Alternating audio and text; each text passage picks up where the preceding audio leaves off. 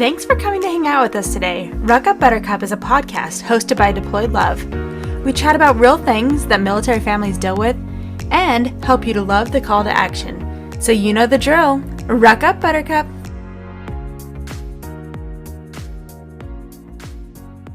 Ruck, Buttercup podcast can be found on all your favorite streaming locations. As well, we are now available on Reach Across America Radio on Fridays at 11 p.m. and Sundays at 1 p.m. Eastern. You can find Reach Across America Radio on the iHeartRadio app, the Odyssey app, and the TuneIn app. Just search the word Reef. Can't wait to see you there.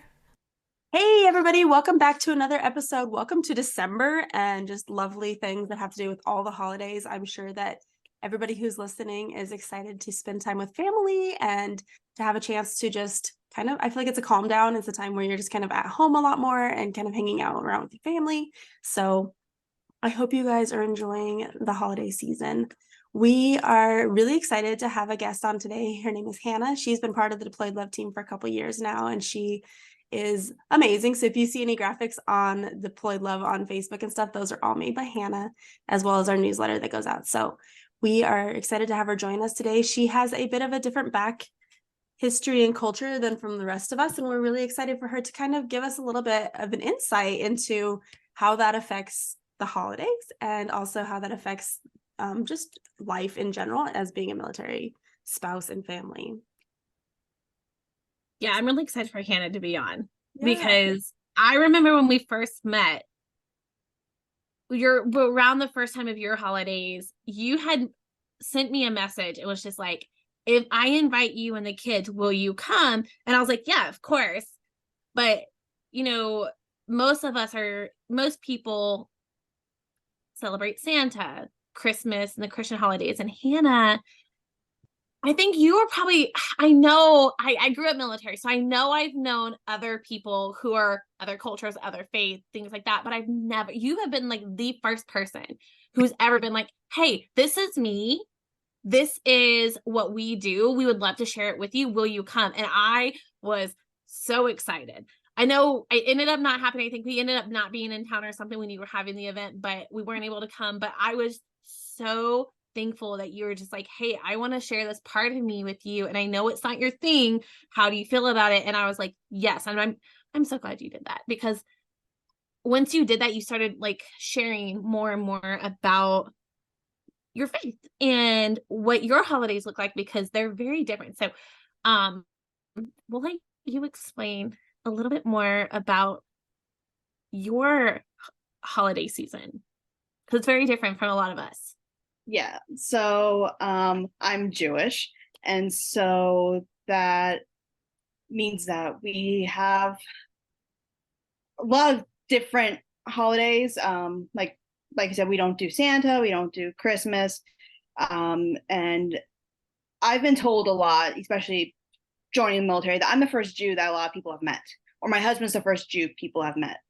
And so it's interesting being that person to introduce other people to a culture or people or religion that a majority of people have no idea exists in the military.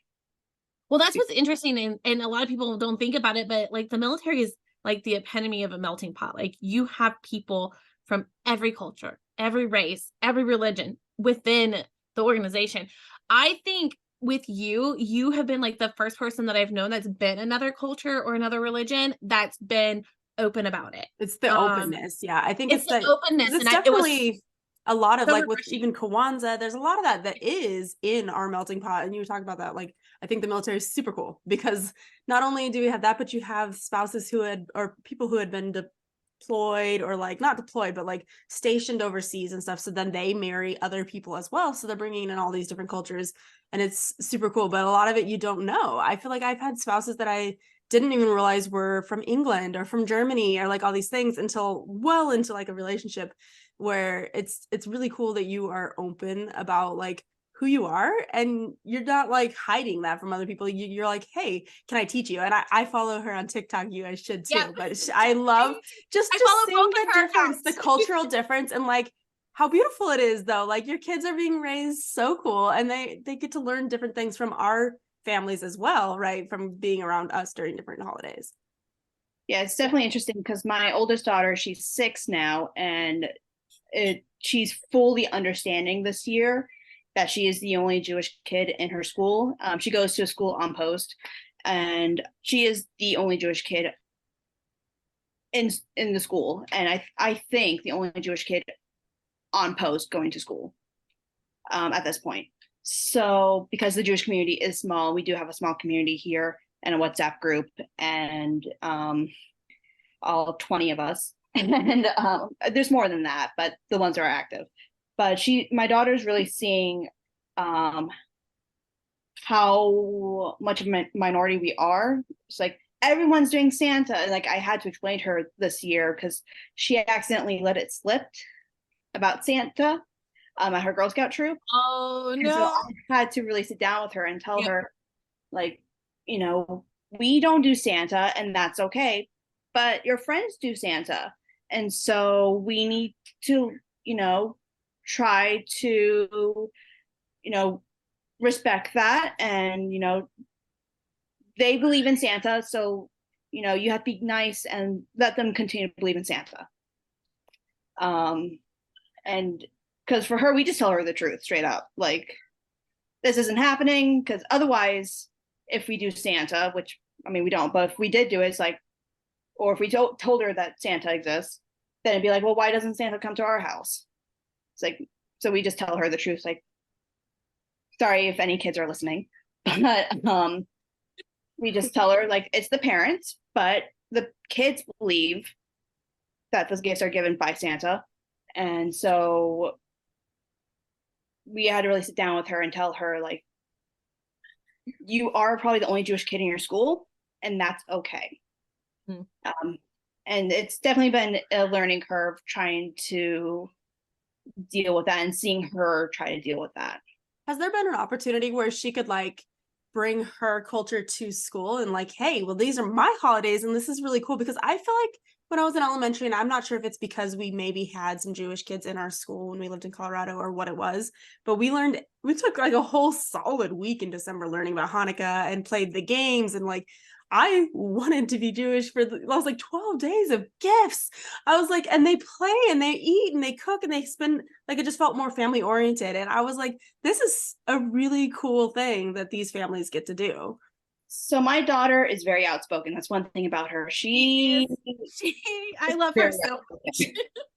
And she is outright saying, like, my family celebrates Hanukkah, or my family, like, we put up a sukkah for Sukkot this weekend, or like she, and every teacher she's had so far has always told her, like, she tells us what she does at home, like what she celebrates, and she's not afraid to do so. And she's brought in books, and this week her school, or next week her school, is doing the celebration, like the holiday celebration, and they have one dreidel song. And so she's apparently, like, all the kids are gonna wear Santa hats, and she's gonna wear like a Hanukkah headband. So they've really, at least at this school, they've really tried to be very inclusive of her and try and incorporate some of that into the class. So I'm grateful for that. Yeah, I love that. I think it's important, and especially because those other kids don't understand what that is, why, like the understanding of why she would be different than them. And it's important to help other kids be educated, because if they're not teaching it in school anymore, they may not be, and it may have just been my school, I don't know, but like they should. I think religion should be taught, all religions, right? Like you should be learning a lot of different things, because you're going to encounter different people when you're out of school, right? Like you're not going to be around the same peers, your peer group. So like learning the religions of other people is really important so that you can respect their boundaries, you can respect the things that they're doing as well. Well, and I think that's key, respecting other people's boundaries.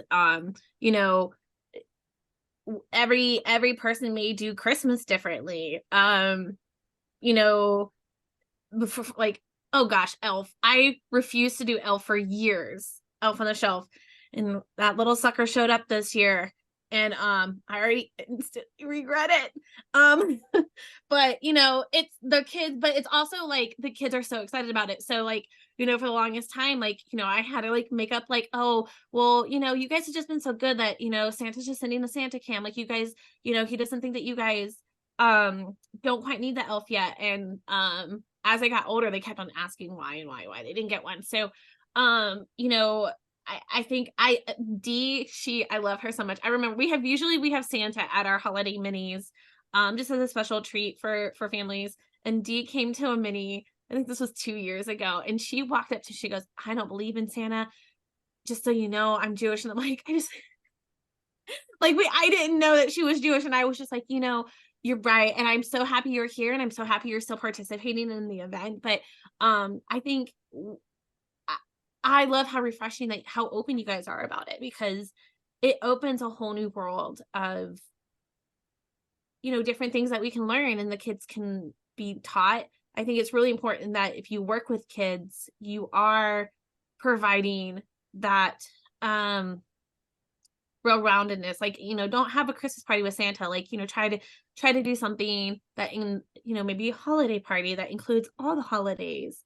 Because so many military families live around the world and get to experience different things. I mean, living in Germany, we learned about Krampus, and what's the other holiday, Sabrina? The St. Nicholas Day, which is in like 2 days from now. Yeah. So I was just like, it's so fun to bring in new things. And like I said, when you invited us, I was so excited. I was like, no one's ever, this is exciting. I get to go learn something else about you, and that you were willing to share it. And I hope those who are listening, who are of other cultures or religions, who've always wanted to share it with their friends, just ask. Yeah, and it's all about being respectful. I know last year we were invited to my husband coworkers, his house. They had 2 daughters, Dina's age, and they invited us over for Christmas. And we went over and they did gingerbread houses, and they sort of went out of their way and got a Hanukkah house, because they sell those, a Hanukkah gingerbread house. And that last year Hanukkah happened on Christmas, one of the nights of Hanukkah. So they invited us to do the menorah, and it's just all about being respectful to one another.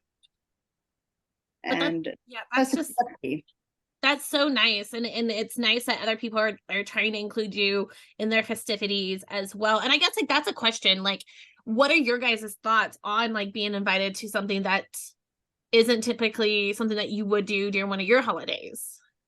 So I think it depends on one, who's inviting, if it's a close friend or whatnot. 2, if it will be appropriate for my kids. For example, the holiday minis, especially last year when I was able to help out, I didn't bring Dina because I knew Santa was coming, and I want to make sure that she, and especially now with her saying out loud about Santa, that she doesn't ruin the joy for other kids, and also so she doesn't get jealous, because Christmas is a very big holiday. It is. And I can understand how she could get upset about not getting to participate in things at school and stuff. Yeah. And to be fair, Hanukkah, while it's a fun holiday and it's the most popular holiday in the non-Jewish world, it's not that big of a holiday in the Jewish tradition. It's not the biggest holiday. And so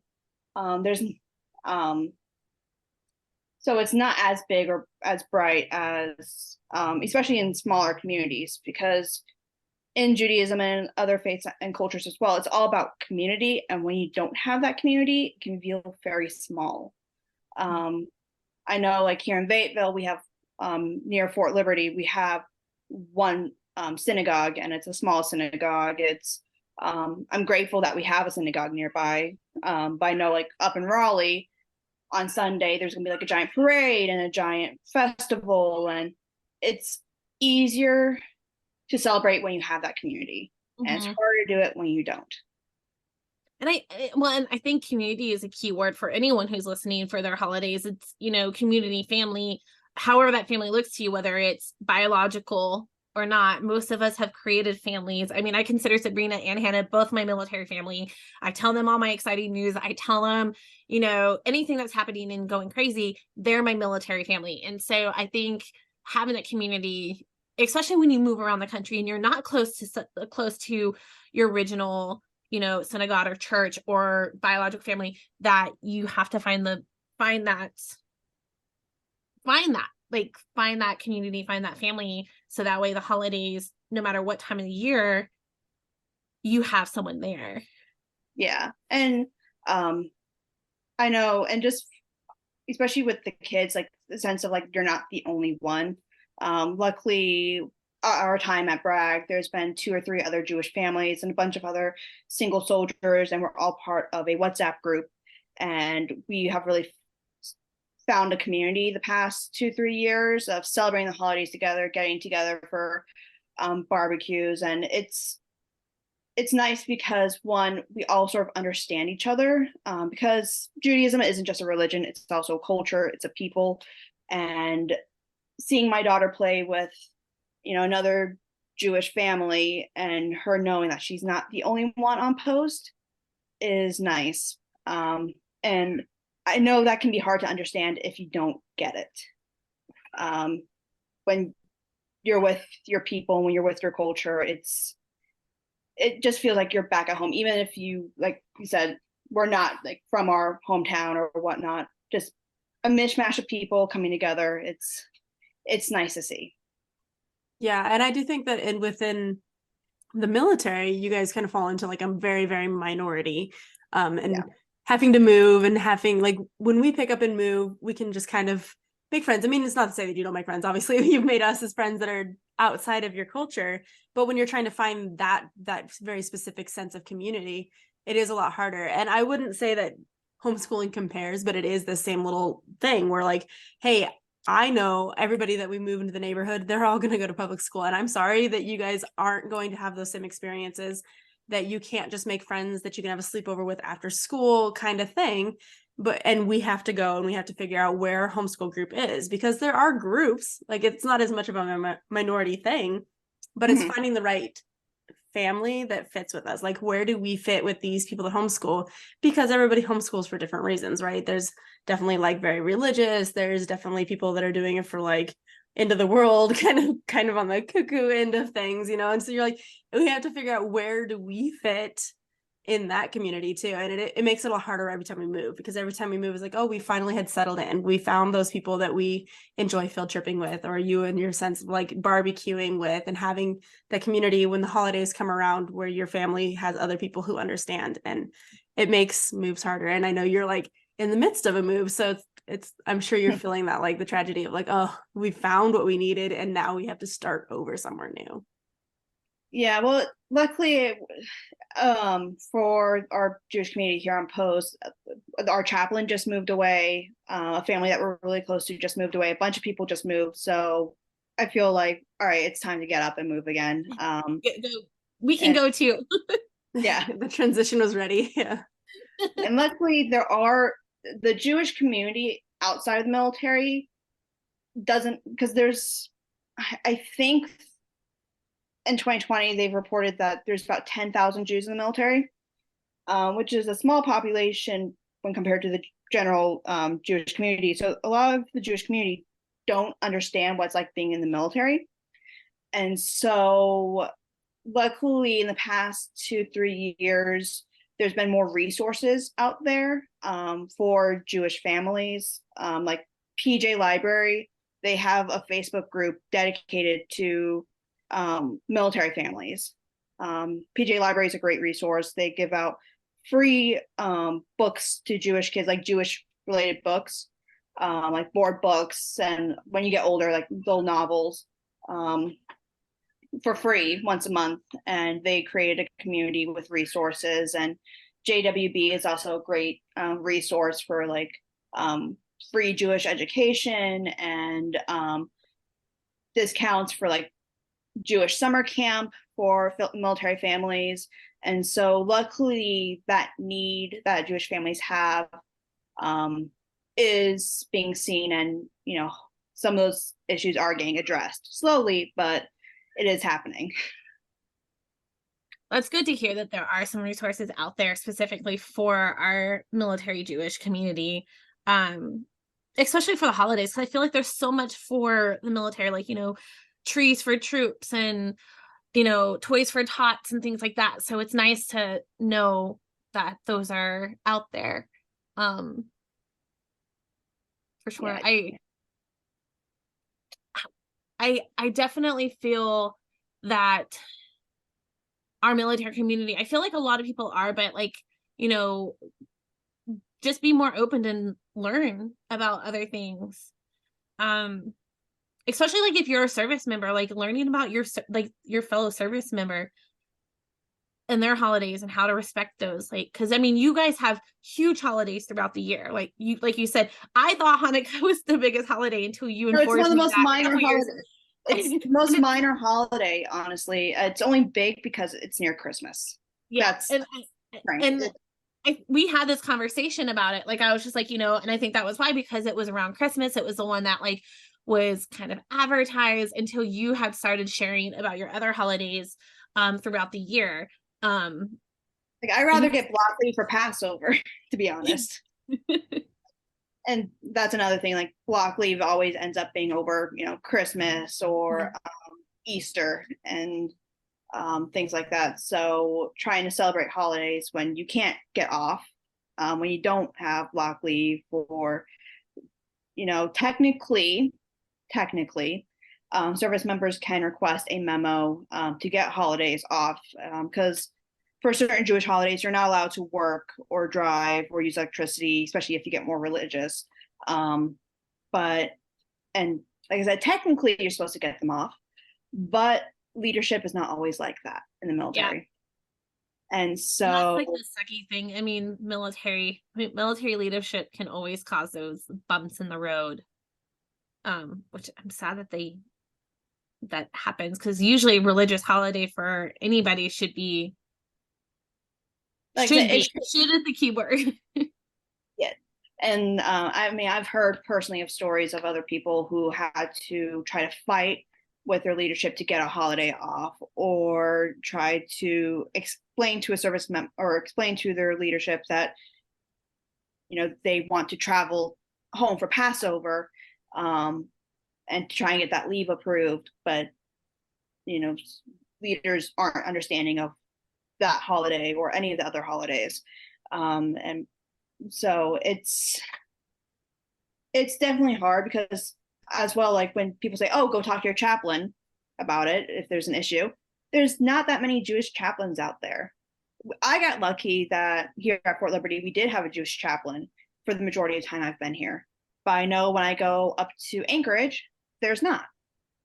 A majority of places do not have Jewish chaplains, so having to talk, so then you have to go talk to a most of the time Christian chaplain and try to explain to them why it's important, and then it's a whole other step. And I know for some people it's a lot, and so it's hard to be a practicing Jew in the military.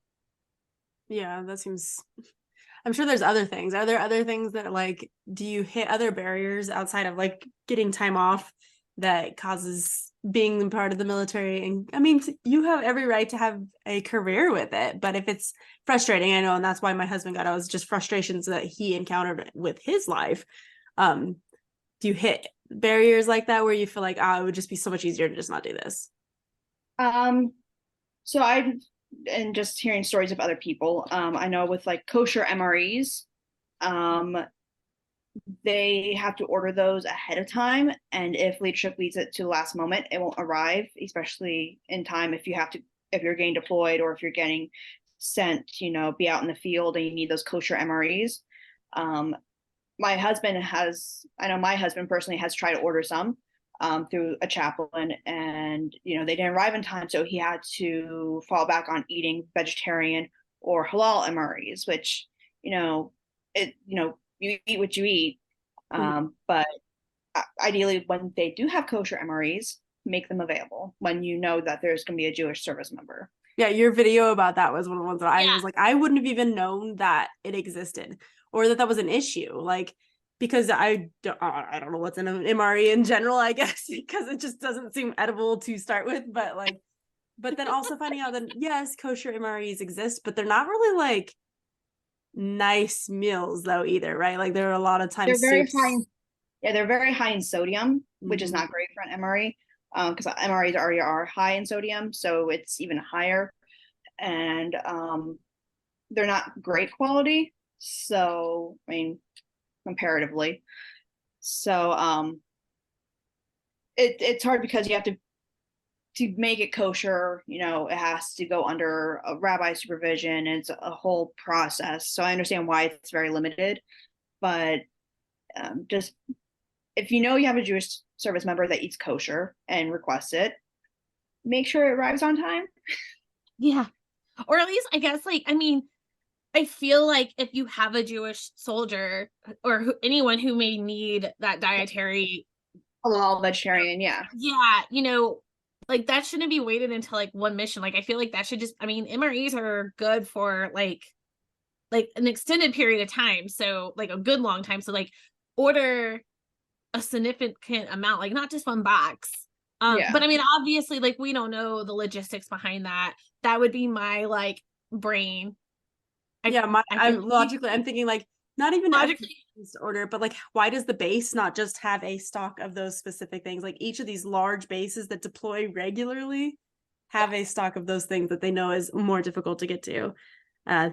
Obviously we talk about a lot of frustrations, like as a spouse seeing things like why is this just not done better? Well, and I think like I think we've talked about this before, like where we think one way and then things are done a completely different way, but it's one of those things that obviously like getting things like that, there's a lot of like paper trail you have to go to, like this person and this person and this person. But you would think that, hey, we have one Jewish soldier who's stationed in our brigade, battalion, company, whatever level you have to go through.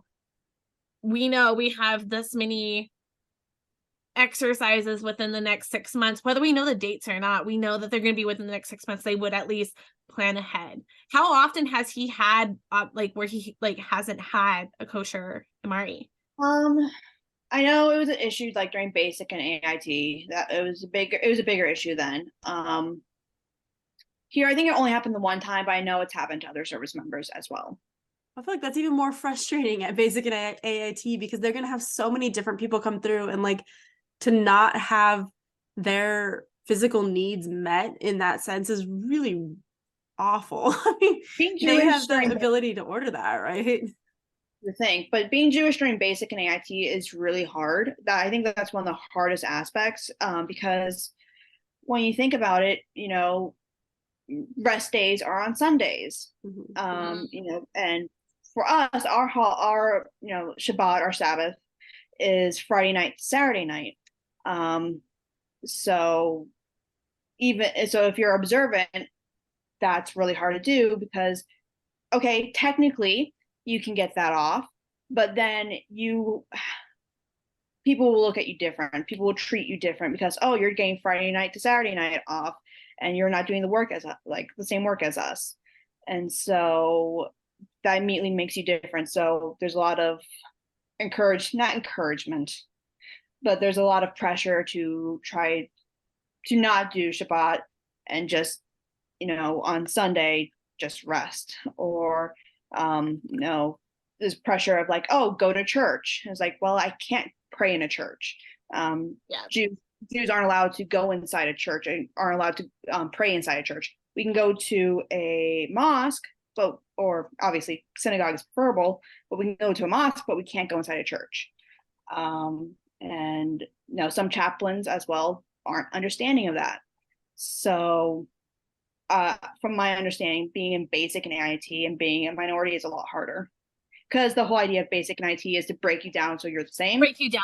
Yeah, I was gonna say I can see how it would be really, really difficult, no matter what your religion is or your culture. Like unfortunately, the basic training is to break you. I remember like we're not religious me and Jamie are very religious. We grew up going to church, but we're not very religious, and like they couldn't do that to him, so they chose to turn it around and be like, your girlfriend's cheating.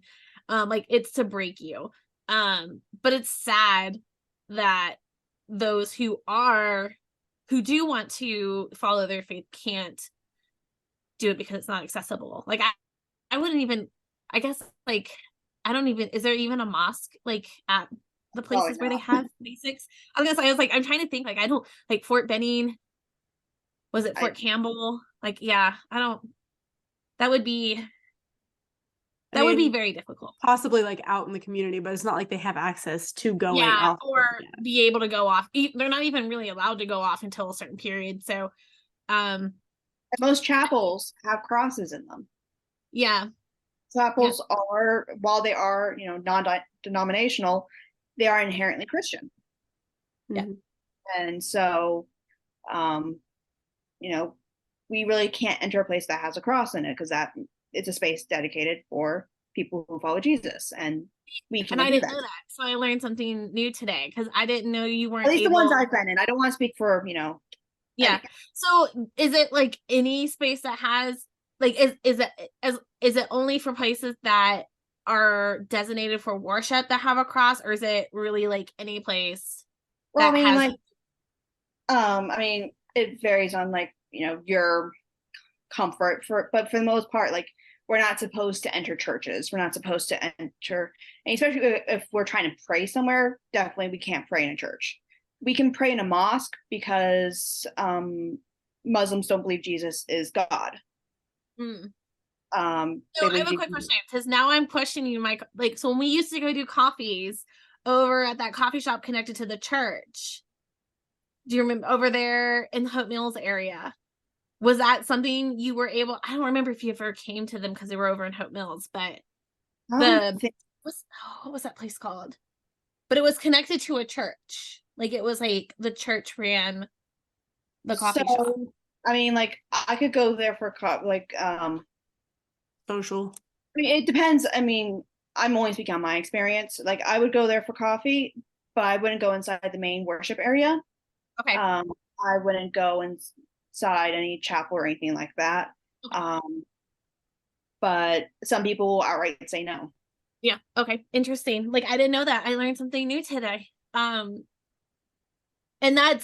like, if I know that, I would have been like, oh, hey. But I feel like that's really important too, to like, if you're really close friends with someone who is not of the same faith, like asking, like, you're so open with us. And I love that you have your TikTok. Like, if you don't follow Hannah, she has 2 different TikToks, but she has one that's designated for being military and Jewish family. And then she has her personal one. The Jewish mill spouse. And I've learned so much. It's so important though. Like, it is such important information. But it's not even like, I mean, like, even I feel like a lot of your content, even though it's designated like for Jewish, like other families who are Jewish, I feel like a lot of it showcases what other people who are going through who are not of Christian faith, or who do other things. I feel like, like that one thing that makes you that being Jewish does prove to be a little bit more difficult in terms of things that you can do, like what you guys can eat, what days you guys celebrate things on. And so I know that I've been very thankful for you sharing your different holidays and what you guys view, because like I said, I grew up military. I know I probably have known other people who were Jewish or who were another religion, but you have probably been the very first person who has just been open about it and wanting to share it with us. And I remember you being a little hesitant, but I was just like so excited that you like just thought of saying, hey, I want to include you guys. How do you feel about coming? So I'll say, like, I find, I mean, obviously not everyone is as, open about it, but I find that especially when you're the first Jew that most people have met, it's important to be open, because otherwise people will have no idea. And, anti-Semitism is always on a rise. And we've experienced anti-Semitism outright. My husband has faced anti-Semitism in the military from other services. I remember you telling me one time, I was like, do I need to come sit out there? It was a couple years ago, you guys had your the tent up in your backyard, and the sukkah. Someone called the MPs on our sukkah. So if you don't know what a sukkah is, it's a like hut sort of that we build during the holiday of Sukkot. long explanation for it, but it's a hut that we build for a week basically in our backyard, and someone called the MPs on us. Luckily, the MPs sort of knew what it was because they previously talked to our chaplain about it, because someone did it to our chaplain, I believe. And I don't think it was the sukkah at that time. I think that someone called the MPs on my chaplain for his menorah because it was in the front yard. So Blowing my mind. Like, why do people do that? Like, I remember her telling me that, and I was like, do I need to come sit in your front yard and yell at people? I have no problem doing that while you guys still do your thing. Because like, why can't we just mind our own business in general? Like, what if it's not hurting you? First off, why? What? I just don't know why call the MPs. Why not call Corvius? Like, why? Come ask a question. Come talk to me. Yeah, come to my level. On base. To me, you live on base. People who, I mean, again, this is how my brain works. It clearly is not how most people work. But to me, I'm like, you are in a melting pot. Like, there's going to be different cultures. Be fucking respectful. Like, if it's not hurting you, just because it might not be something that you want, religion, oh my goodness, like when you told me that, I was like, I cannot believe this. Like, and like we've also had like we've had direct statements yelled at us, like both in and military, and I mean, my core, it's the life that we're living right now. It's better to be open about it, and you know, if people understand, because a lot of people don't understand that it's not just a religion, it's a people, it's a culture. I just think in general we should be more inclusive to people's like thoughts and the things that they're going through, because why bother people? Like, if you don't know why they have a hut up, go talk to them and learn something new about somebody. Like, why it's not affecting you. I mean, you guys are out there eating meals, you're out there being peaceful. It's not like you're throwing a raging party in your backyard. Like, it's insane to me that someone would have, like, you don't have to be religious. And like Ashley and I have both over the time, like, we're just, that's not where our family is. But that doesn't mean that I'm going to have any issue with anybody else because of what they choose to do with their lives. I think that's important as a military community. You know, find your people who are going to back you no matter what. Like, I'm not Jewish, but I've got Hannah's back no matter what happens. Like, if she says, hey, I've got people out here yelling at us, I'm going to be out there to support her. Like, you know, find those people, because we're out there. I promise you. Like, I feel like military spouses and military families do get a bad rep across the board, because there are bad apples. There's bad apples with every community. But there are people out there who want to learn, who, you know, who want to embrace the military, their military family, and who are going to be there when you need that extra support, even if we can't physically come to one of your holidays. I don't know all the rules, of course, for Hannah's holidays, but other holidays, like, you know, even if I have to sit out, like I said, if I have to sit outside and yell at someone to make sure that you or someone else can celebrate what they want to be, that is what a military community should be about. Our service members are fighting so that we all have our freedoms. Us military spouses in the military community can do the same thing for our military families. Like, we can be there to support a military family. And you're right. Like, we live in a day of age where there's just people out there who just have no filter, who have no respect for other people's boundaries. And as a military community, I think we should be doing better about making sure people respect other people's boundaries. Like, if you see someone doing something that is just plain out not right, stand up for the other person. I don't know. I have a hard time like ducking my head and walking away from people who are just blatantly being disrespectful and just straight up assholes. Well, it leaves you in a place where you don't feel safe to be on what should be the safest community. You think on base military housing should be very safe, right? We're all melting pot. We all are doing the same job. We all work for the same man, right? Like, we should all have some safety in the fact that, like, these people around me have gone through the same training. We've all been through the same things. Like, we should be able to protect one another. And it's not even just religion, though. I mean, the drugs and the craziness that comes on base anymore is just, it's sad. Like, sad that we can't even feel safe on what should be like the safest communities. I have your back. And like I said, I think anyone who's listening, if you have a friend who hasn't shared with you, like, you know, they may have a different religion or not, ask questions. I ask Hannah questions all the time. Like, I'm just like, hey, what's the difference between, I remember we went out for a girls' night. I was like, talk to me about the difference between Orthodox Judaism and like, where are we at with this? And she's like, okay.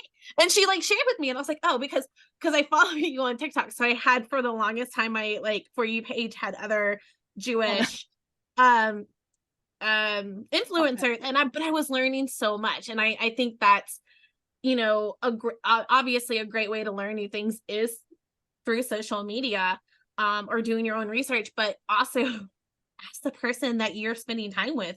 Ask them, be like, hey, we want to learn. I mean, I don't know how you would feel, but if I, like I said, I'm not religious, but like if I was, or if I had a different type of culture or something like that, if someone had been like, hey, will you teach my kids or me about something that's special about you, like this holiday or anything like that, I would be all over it. But at the same time, I'm respectful of other people's religions. Like, you know, like anytime I don't know, I feel like Christmas parties, I've always called it a holiday party. So anyone who didn't celebrate Christmas felt included.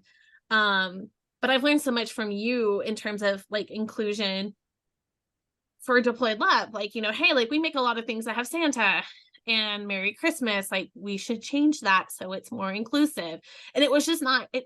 A lot of times I feel like a lot of people, it just doesn't. And it's not so much of getting Register? rid of that stuff either. It's like Yeah. people have that, but also, you know, be aware that, you know, other holidays are happening around that time and include those.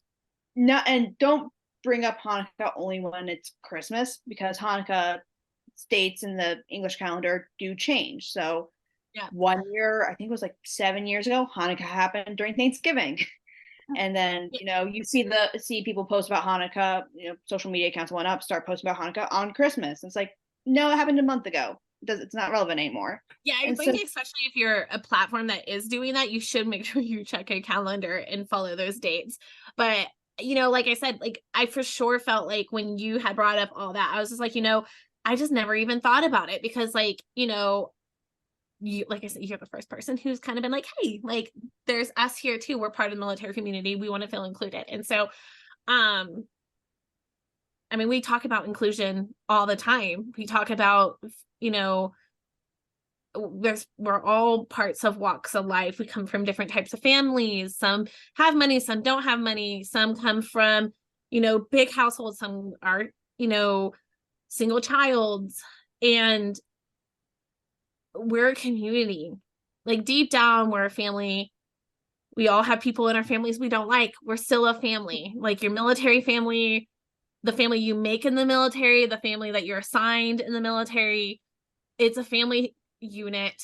Um, whether you like to admit it or not, I feel like some of our soldiers, some of our families deny it for the longest time.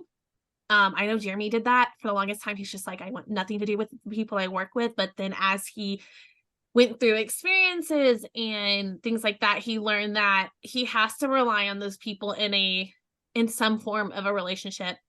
And so I think that you have to have that family and be open. I don't know. And understand them. Like we talk about the melting pot, and I think that that's my favorite part about specifically the fact that we get to be living overseas, is that we are going to other countries and we're learning about different cultures. And in homeschool, we have the freedom to choose what we teach our kids, right? So we do talk about different religions, and we're not religious in our household, but I want my kids to be exposed to other religions so that they find where they feel like they are in the religion scale. Like, do you relate to certain people in other ways where do your beliefs lie? And so for us, it's been really great experience to be a part of the military community, because you can get that firsthand experience from people like Hannah or other people who have the actual information. You can find information online, but you don't get to see how it actually looks in a family form, right? Like you can find, oh, this is how we celebrate this holiday, but you don't see how does that affect kids? How does that affect grandparents, like visiting family? Like what does that look like as a full family unit? You learn so much more from your peers, and you learn that by being open and being willing to, like Hannah, advocate for yourself and for your community. And it's beautiful. I'm glad you came on and that we were able to kind of like expose people to it more. I think that it's just because you are such a minority, and there isn't a lot of people that are around it, so they don't get to see how that affects people in the military. So maybe people will be a little bit more open and help advocate, because I just hearing things, even just the minor things of the MRE, it just makes me really sad to think that there's a pressure that they should even have to be responsible for that, right? When you're going out in the field, you shouldn't even have to worry that there's going to be food for you. Like, that should be a necessity that is provided that you should not ever have to even think about as a soldier. So to help advocate for your peers, especially when you know that they are part of a minority within the military. Yeah. And for anyone who is a minority and wants those rights, there are memos out there. You can request a memo for, beard exemptions, for, kosher or halal meals. Like, you can request memos, and if you have toxic leadership, you can fight it, and it is an EOD issue, and you have those rights as much as anyone else does. And so don't feel like you have to pressure to conform or to give up something that you feel is strong for you, whether it's keeping kosher or, being able to celebrate your holidays. You have rights. And so just make sure you find a chaplain that will work with you of getting those memos. And if you have to, fight for it, because if you don't fight for it, it will be harder for other people after you to fight for it as well. Yeah, I think that's fair. Like, advocating for yourself is not just advocating for you, it's advocating for your community and helping raise awareness to it, because it may not even be that they didn't mean to not order something or mean to not give you the time off. They just may not have been aware that it was an issue. Exactly. And I think there needs to be more classes for leadership about, the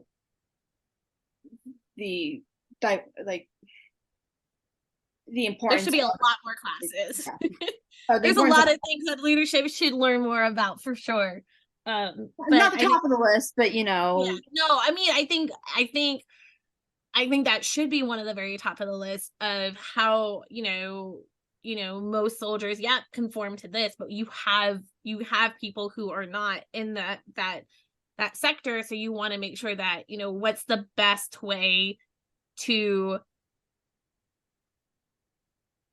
provide what they need at the same time to meet mission. And I feel like that's just a balance, and I think as long as you're open and honest with your leadership, I don't know, there are bad apples out there. Again, there's bad apples.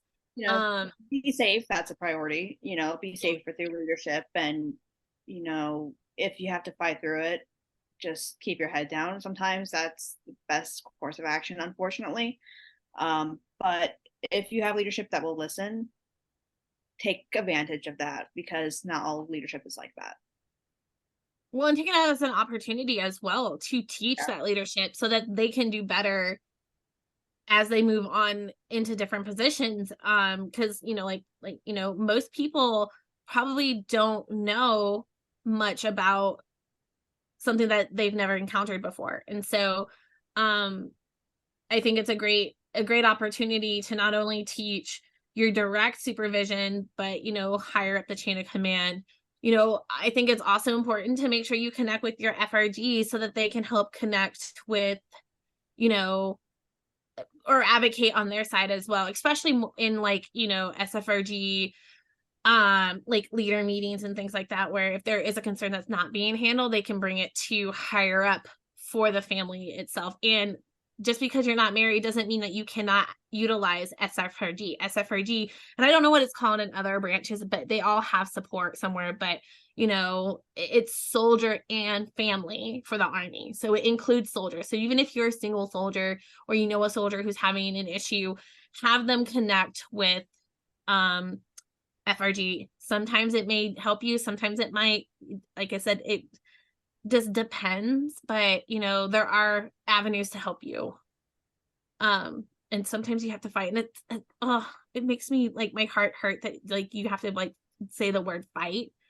But I feel like that is, if you have a bad leadership, anybody within that unit is going to have to fight for what they need, whether it's time off for childcare, taking time off for religion, holidays.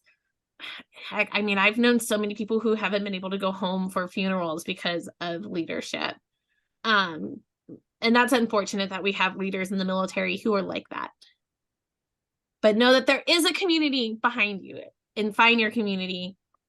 And hopefully at least their support can help a tiny bit.